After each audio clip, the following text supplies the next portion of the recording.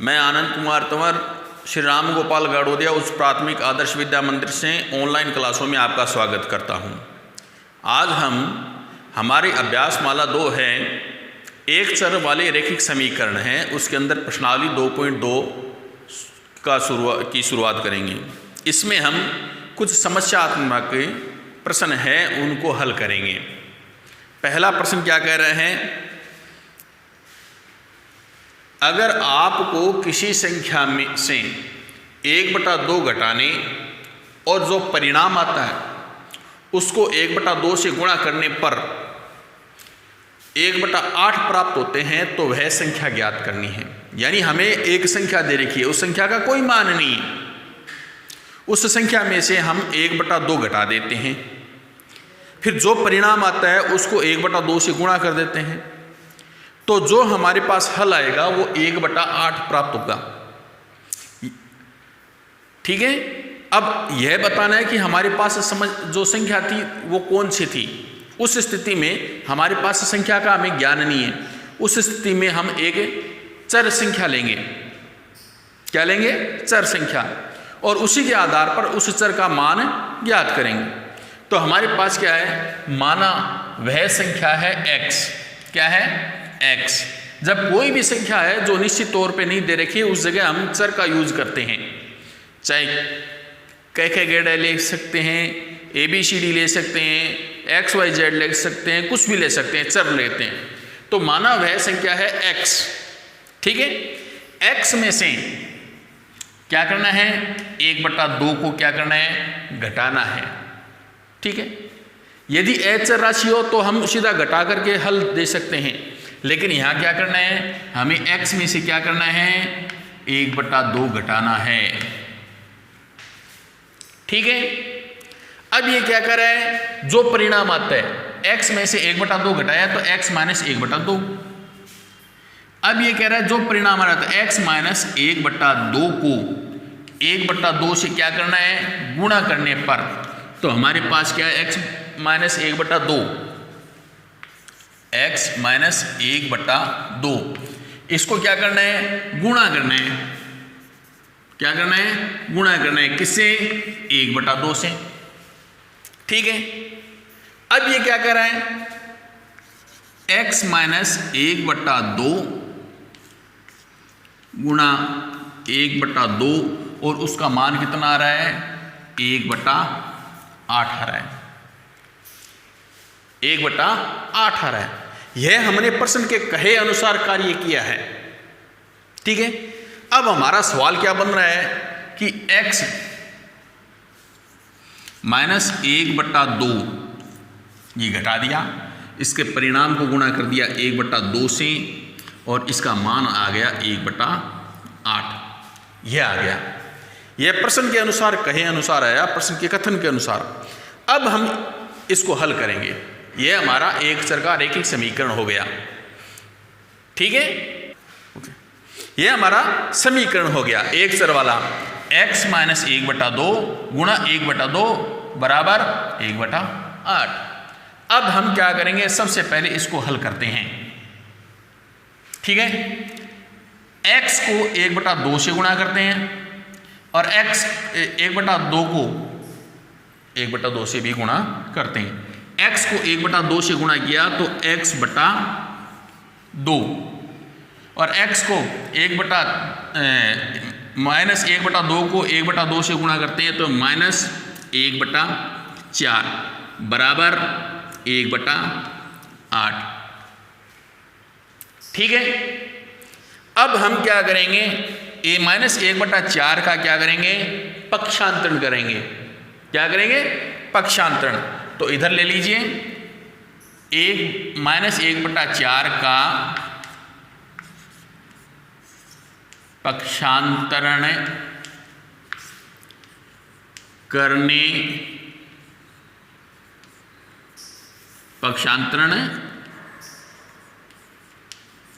करने पर तो ये आ जाएगा x/2 बराबर 1/8। ये माइनस के इधर जाते ही क्या हो जाएंगे, +1/4। अब हम इसको हल कर देते हैं। इसको हल करते हैं तो x/2 बराबर 8 और 4 के लघुत्तम 8, 8 का 8 में भाग दिया 1, प्लस का प्लस, 4 का 8 में भाग दिया 2, 2 को 1 से गुणा किया 2, तो हमारे पास मान आ गया 3/8। x का मान कितना आ गया? 3/8। अब हमारे पास यहाँ क्या दे रखा है? क्या दे रखा है? x में 2 का भाग दे रखा है। क्या दे रखा है? x में 2 का भाग। तो हम क्या करेंगे, इधर क्या करेंगे, इस 2 का भी क्या कर देंगे? पक्षांतरण। तो 2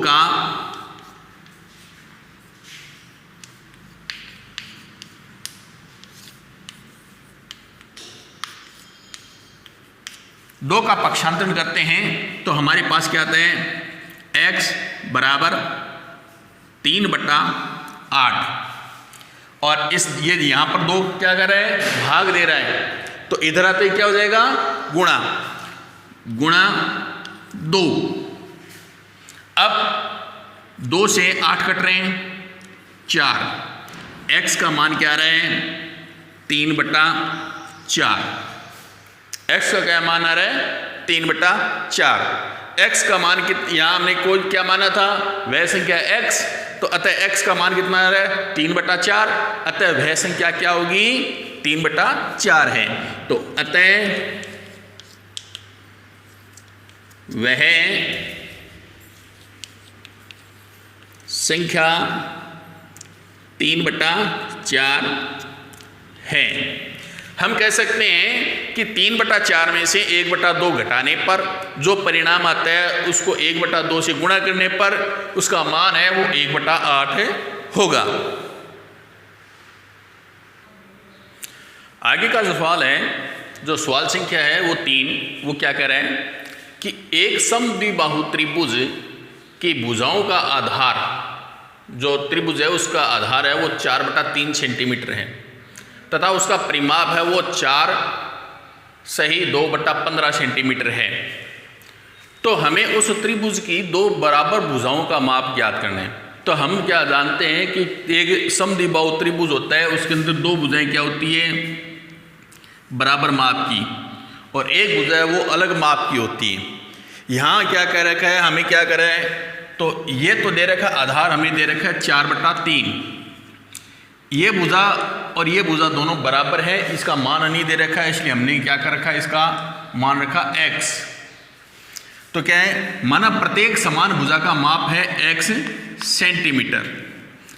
त्रिभुज का आधार दे रखा है 4/3 और परिमाप कितना दे रखा है? 4 सही 2/15 सेंटीमीटर।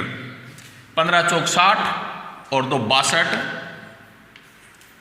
62/15 सेंटीमीटर कह सकते हैं। अब हमारे पास प्रश्न के अनुसार क्या रहे कि एक समद्विबाहु का परिमाप ज्ञात करना है। तो प्रश्नानुसार क्या है? त्रिभुज है, उसका परिमाप, त्रिभुज का परिमाप होता है तीनों भुजाओं का योग।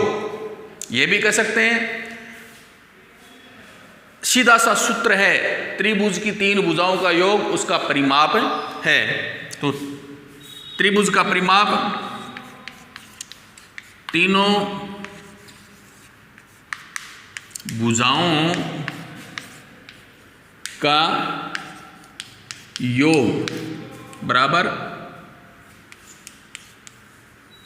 त्रिभुज का परिमाप। तो यहां पर त्रिभुज की 3 भुजाएं कौन सी होगी?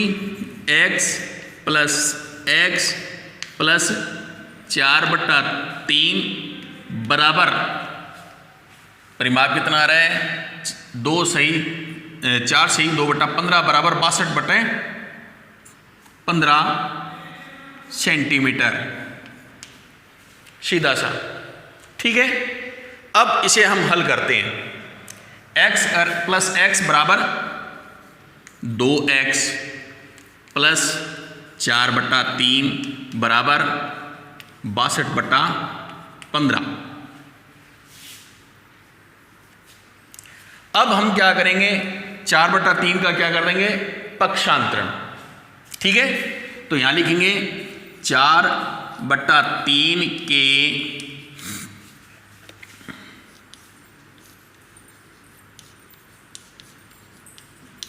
के पक्षांतरण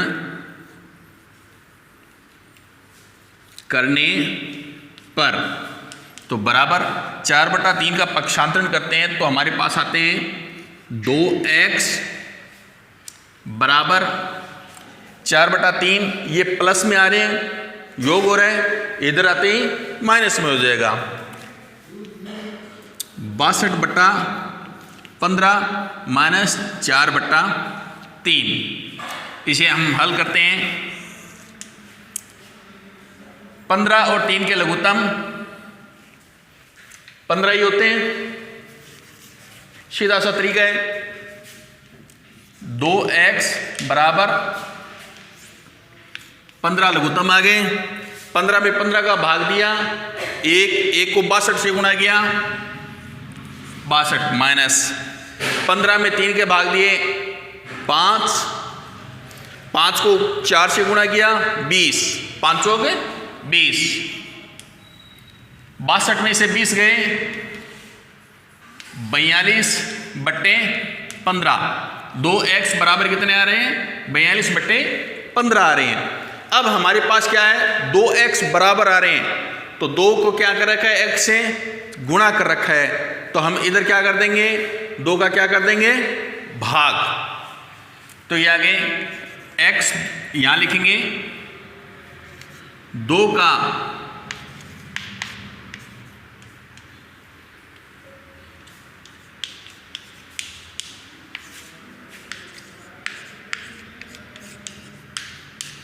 का पक्षांतरण करने पर x बराबर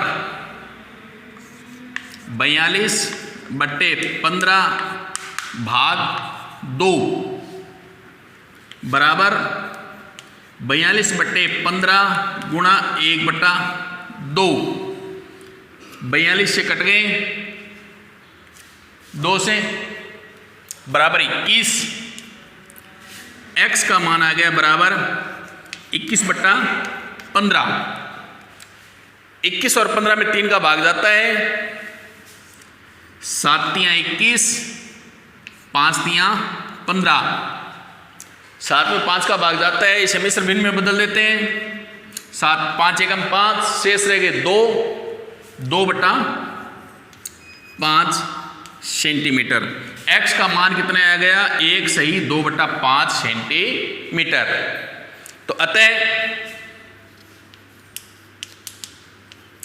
सम द्विबाहु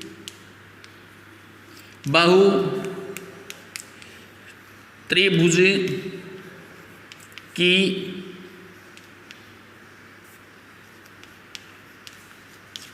बराबर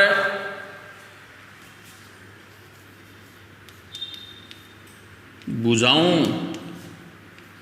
का माप 1 सही 2/5 सेमी होगा। ठीक है, आगे हम करते हैं सवाल 6। सवाल 6 क्या कह रहा है, 3 लगातार पूर्णांकों का योग 51 है, पूर्णांक ज्ञात कीजिए। समीकरण के ज़्यादातर प्रश्न है वो अज्ञात राशि को ज्ञात करने के लिए किए जाते हैं समीकरण का उपयोग। यहाँ क्या है कि 3 पूर्णांक दे रखे हैं। अब पूर्णांक कौन कौन से हो सकते हैं, कोई भी हो सकते हैं, 1 2 3 4 5 6, 100 200 100 101 102, इस प्रकार कोई भी हो सकते हैं पूर्णांक, माइनस में भी हो सकते हैं।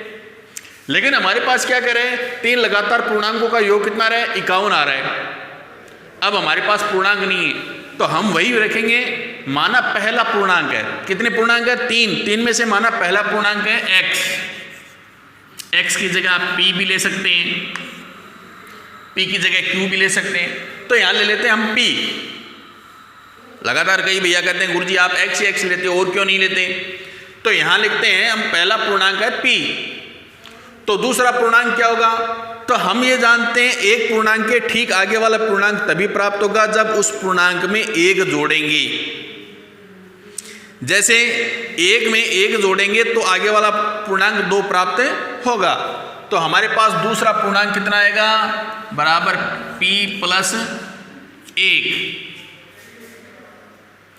तीसरा पूर्णांक p प्लस 1 में 1 और जोड़ देंगे तो p प्लस 2, यानी तीसरा पूर्णांक होगा p प्लस 1 बराबर p प्लस 2। यह हमारे पास तीसरा पूर्णांक है।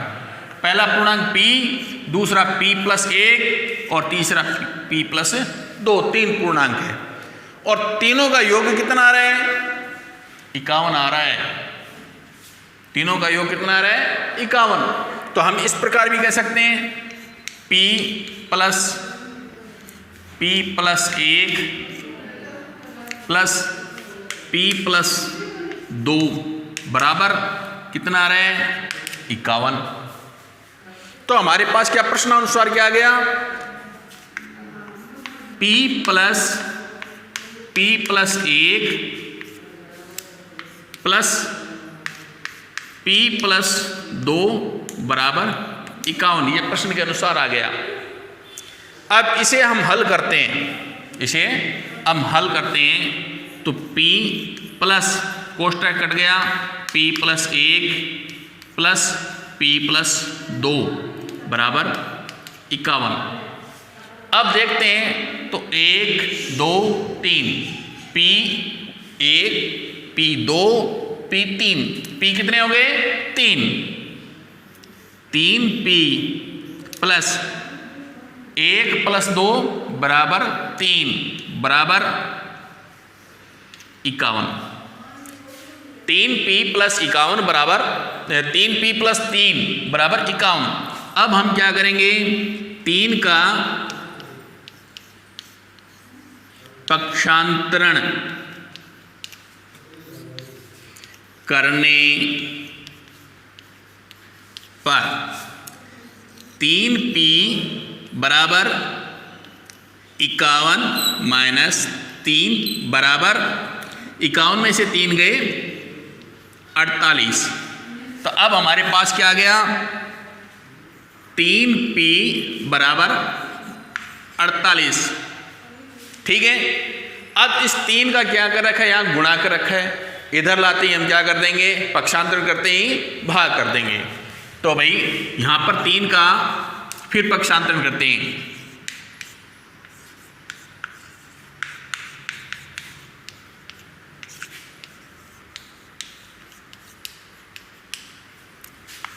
p बराबर 48/3 बराबर 16।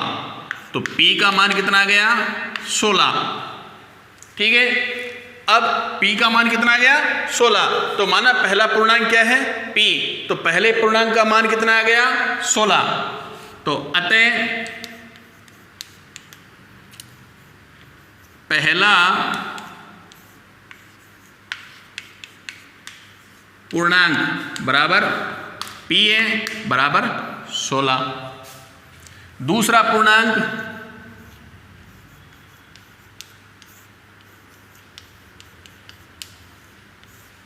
बराबर, दूसरा पूर्णांक p प्लस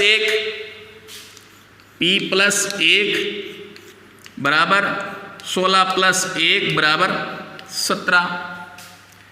तीसरा पूर्णांक